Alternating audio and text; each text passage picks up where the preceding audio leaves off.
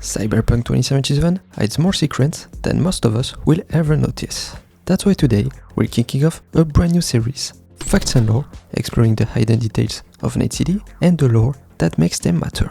Now that Cyberpunk's released on Switch 2 and Mac, it's the perfect time to dive into hidden details for both newcomers and veterans. In this episode, we'll look at the strange behavior of the moon, how NPCs actually react to weather, Keanu Reeves John Wick nodes, and more. So let's not waste any more time. Hi everyone, it's Adamczyk, and the first thing we'll talk about is the moon. Now the moon shows up in a ton of games, and usually it's not exactly realistic. And Cyberpunk 2077 is no exception, with the moon even playing an important role in the story.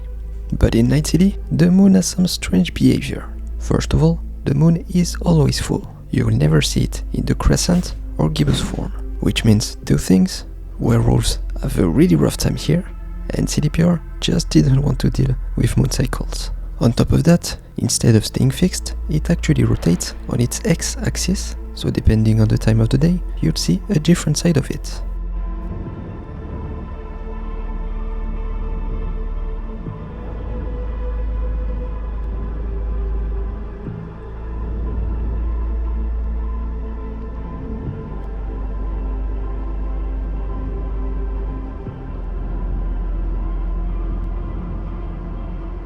In reality, the moon rotates on its own axis, and you will not see much difference in the phase.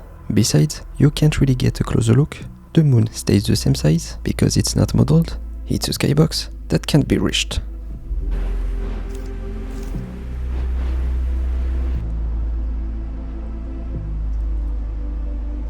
So yeah, the $250,000 trip seems very expensive now. Weather in Cyberpunk 2077 is more than just a visual effect. NPCs actually react to it. When it rains, some NPCs use umbrellas, some run for cover, and others just stand there getting soaked like they're in a sad music video.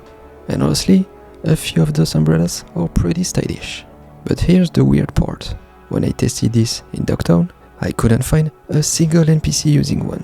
And I assure you, I tried to find one for a long time, but nothing. I don't know, tell me in the comments if you have already saw one, I'm curious. So either it's a bug, or maybe Dogtown residents are just too tough to care about getting wet. Which could make sense. If you can survive curtain sun, you can survive a little rain. CD Projekt Red loves dropping movie references and will be covering plenty of them in this series. Here on the map, in the Badlands near the melee weapons vendor, there is a cave with a bunch of wraith bodies scattered at the entrance. The wraith are notorious for ambushing convoys, but this time things didn't exactly go their way. Inside the cave, you'll find a chest with a chart that explains everything. It's written by Thomas Thor, a Militech engineer kidnapped by the Wraith. So they tried to force him into disabling missile defense systems, but instead he had other plans. In secret, he started building an exoskeleton. Piece by piece, he added armor, weapons, and flamethrowers. And on day 36 of his captivity, he made his escape, leaving a trail of dead Wraith behind. I'm just saying, Militech could have said billions if they let this guy cook. If that story sounds familiar, it should. It's a clear nod to Tony Stark in the very first Iron Man movie, where he builds the Mark I in a cave and blasts his way to freedom. So I tried searching behind the cave-in, just in case CDPR hid more, but nope, nothing. Still, it is one of the best Easter eggs in the game. Keanu Reeves plays Johnny Silverhand. Yeah, shocking I know. But CD Projekt Red didn't stop there. They also slipped in a few notes to Keanu's other legendary role, John Wick. At the start of the sidekick Olive Branch, you meet a fixer named Sergei Karasinski. And if you ask him why he pissed off the Tiger Claws, here's what he says in response. How'd you piss off the Tiger Claws? It was just a friendly misunderstanding. Sure. And this man, he look normal, beard, brown shoes, nothing, breathtaking. And they also have little dog, Gospody. What kind of hitman goes around with dog? This misunderstanding involve you shooting him? It was worse. Much worse. I say too much already. So he's clearly describing the character of John Wick, and we could even say Keanu, given the reference to the breathtaking. You're breathtaking! And just like John Wick spends most of his first movie fighting Russian mobsters, Sergei himself is Russian. At one point, he even uses the word Gospody, which translates to my lord, but in context is more like saying oh my god. Knowing that, the dog-related connection to John Wick becomes a lot clearer. But that's not all. In the Phantom Liberty expansion, they added a second reference, this time not so subtle. At the IBM Petrochem Stadium, near one of the weapon vendors, you can find a weapons case labeled for Mr. Wick. Even Johnny reacts when you spot it. Oh, fuck. I couldn't see exactly what was inside the case, but you can recognize the samurai logo, which is a pretty stylish way of saying, yes, Keanu's two words just collided in Night City.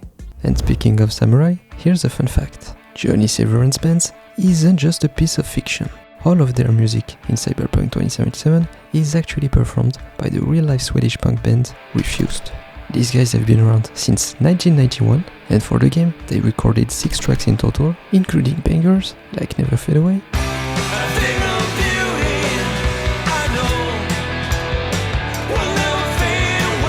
and Chipping In.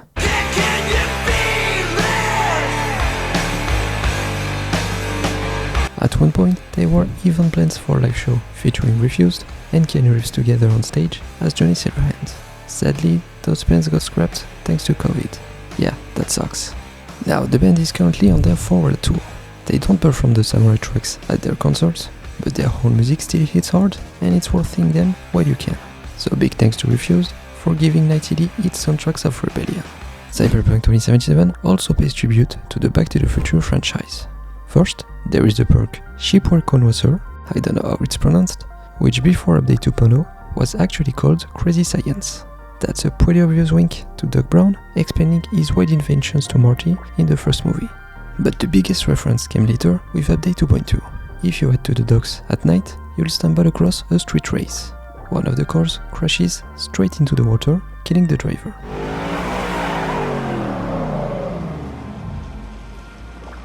And the person driving the car is named Needles, which is a callback to Douglas Needles, an antagonist of the movies, and this time the character is portrayed as a woman. So you can find a box in the trunk of the car with this chart. Feel free to pause if you want to read it, but here's the quick version. It's a back and forth between Jane Fournette and Needles. Jane worries about his reckless driving, Needles brushes it off, chasing money and blue glass instead. She even compares him to Marty, who died the same exact way. Needle just laughs it off, calling Marty weak, but of course, her arrogance catches up with her. Now the names aren't random. Jen is a clear nod to Jennifer Parker, Marty McFly's girlfriend, and Needles is the same Douglas Needles who challenges Marty to a street race in Back to the Future Part 3. In the movie, Marty wisely declines, avoiding the accident Doc warned him about. But in Cyberpunk's version of events, Marty wasn't so lucky, and Needles meets the same fate as McFly would have. Even the evasive swerve the car makes mirrors the exact move from the movie, a really nice touch. And if you check the trunk, you'll also find some blue glass, meaning Needles was probably driving drunk. Solomon Reed is one of the most important characters in the Phantom Liberty expansion. But here's something most players don't realize, you can actually spot him before you even step foot in Dogtown. After you first met him at the basketball court and drive off, he makes a quick phone call and says this. Why you calling me on my day off? Last I heard, you're the manager. Ask Bob, he owes me a favor anyway. Yeah, well, tough nuts. You'd have to manage without me. Boss man, I work the door at a club. Selection, bouncing. With these dialogues, we learn that he has been working undercover as a security agent at the club. And sure enough, if you head to Gino Dinovich's club in Night City, before starting Phantom Liberty, you'll find Reed chilling there. Try me. Well, he's not exactly in the mood for chat. The man barely looks at you. I mean, he's one of us, literally doing the same thing we all do at a club, awkwardly standing there, pretending to have fun.